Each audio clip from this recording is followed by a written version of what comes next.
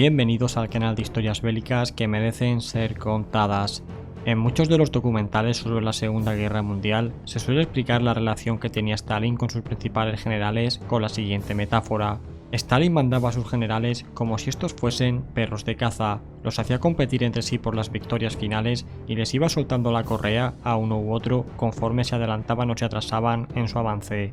No sé hasta qué punto estáis o no de acuerdo con esta explicación que, como digo, se suele dar en estos programas, pero a continuación vamos a ver qué hay de cierto en ella. Para tal fin, vamos a ir con el mejor ejemplo que podemos poner, siendo este la batalla de Berlín, en la que estas situaciones se intensificaron. Hoy en día, todo el mundo da por hecho que en la conferencia de Yalta, la cual tuvo lugar en febrero de 1945, se acordó que serían los soviéticos los que finalmente tomarían Berlín por asalto y que todos estuvieron de acuerdo con esta decisión. La realidad, sin embargo, distó mucho de ser así. Si bien es cierto que Eisenhower mandó un comunicado en el que decía que sus tropas no se dirigirían a Berlín, hubo muchos generales a su mando que se sintieron muy incómodos con la decisión y se quejaron abiertamente, pues ellos querían llegar a Berlín y asaltarla antes que los soviéticos. Sin embargo, esta decisión fue firme y todos la acataron. Por otro lado, Stalin, al cual se le había informado de esto, en el fondo no se fiaba del todo y pensaba que era posible que finalmente los aliados occidentales llegasen a Berlín antes que él.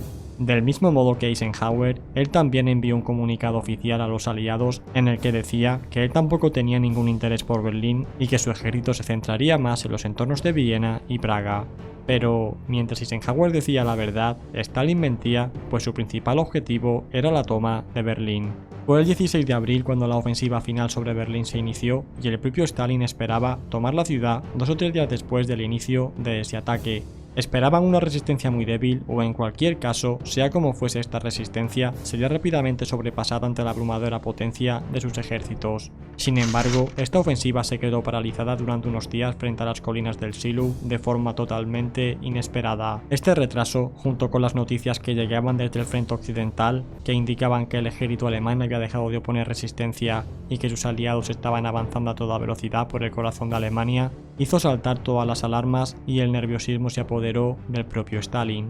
En esta situación, el dirigente soviético tuvo que recurrir a todo su ingenio para meter presión a sus generales y que estos a su vez acelerasen la marcha sobre la capital. A continuación, vamos a recuperar un fragmento de una de nuestras últimas entrevistas en las que analizamos cómo fue el proceso de la toma de Berlín con el historiador José Antonio Márquez Periano. Bueno, yo creo que antes has hecho una narración de los hechos bastante acertada. Recordemos, Stalin no se fía de los aliados. Entonces, Stalin reúne a sus dos mariscales más importantes que van a tratar de asaltar Berlín, que son Zhukov y Koniev. Entonces, Stalin les dice: chicos, no vamos a permitir que los aliados tomen Berlín, ¿verdad? No, por supuesto, camarada Stalin. Bueno, pues adelante, ¿no? Digamos que les tira el guante para ver quién de los dos llega antes, porque Stalin tenía una forma muy particular de liderazgo, sobre todo con sus generales o sus mariscales, que era el de dar una orden sin llegar a darla, de tal forma que hacía que 1, 2 o 3 oficiales, no, pues digamos que compitieran entre sí para poder alcanzar un objetivo. Entonces, claro, tanto Koniev como Zhukov quieren ser los conquistadores de Berlín. Entonces hacen todo lo posible por llegar y cumplir ese objetivo, ¿no? Y ser básicamente pues como los grandes ganadores de la Segunda Guerra Mundial, porque aunque sí es cierto que obviamente el gran ganador es Stalin, aquel que va a pasar a la historia como el conquistador pues va a ser uno de los dos. Entonces Stalin, de nuevo, jugando, ¿no?, con las personalidades de ambos mariscales, les pone el premio al alcance de los dedos.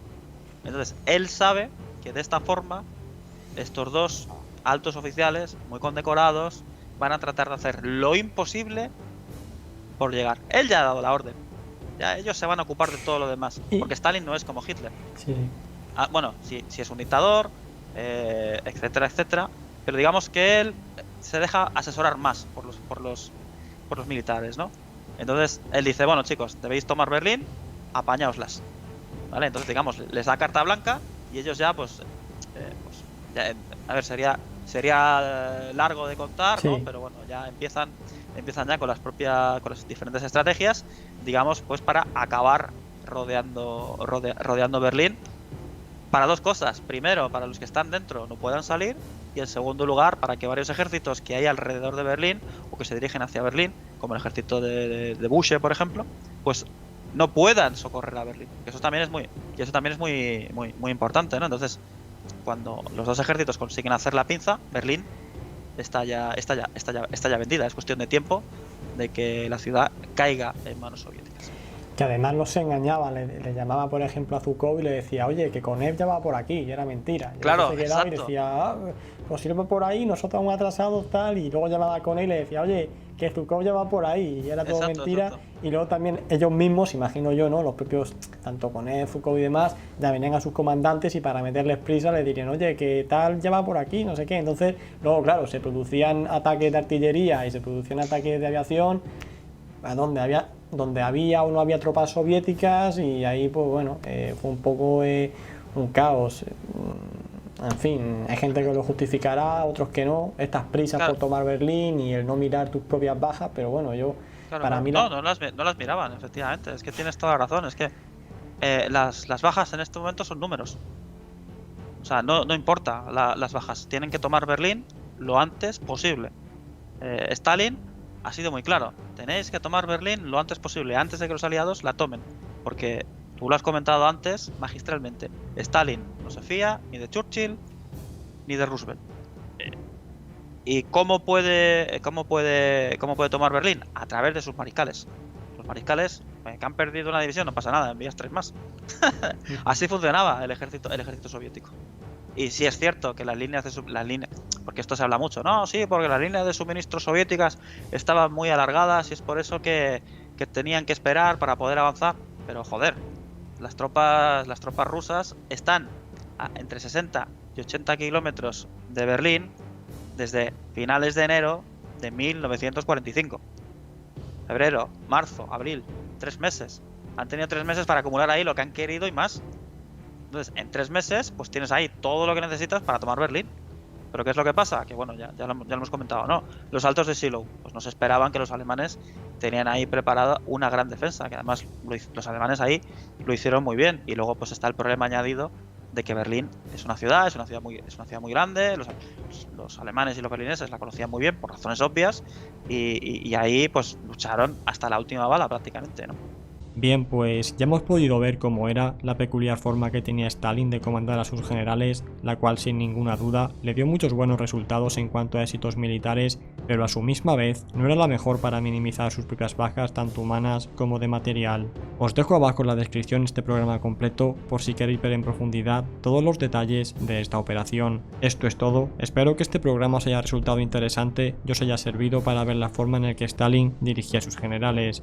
Suscríbete y apoya este canal si este vídeo te ha gustado y nos vemos en el próximo. Hasta pronto.